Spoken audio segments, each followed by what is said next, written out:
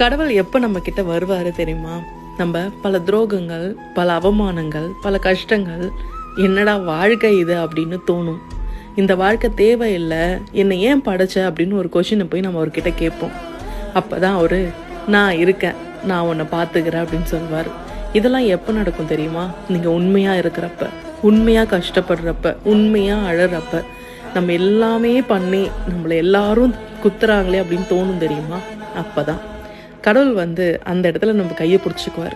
நான் இருக்கேன், இதுக்கப்புறம் உனக்கு எந்த கஷ்டம் வந்தாலும் நான் பார்த்துக்கிறேன் அப்படின்னு சொல்லுவார்.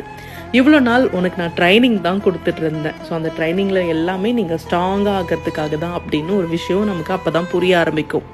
எப்பயுமே கடவுள் நேராலாம் வரமாட்டார், நேராக நம்ம காதில் எதுவும் சொல்லலாம் மாட்டார். ஆனால் சில விஷயங்களை நம்மக்கிட்ட சொல்லணுன்றதுக்காக பல கஷ்டங்களை அனுப்பி வைப்பார். அந்த கஷ்டத்தை எல்லாமே நம்ம தாண்டிட்டோம் அப்படின்னா நமக்கான நல்ல நேரம் பிறந்துச்சுன்னு அர்த்தம்.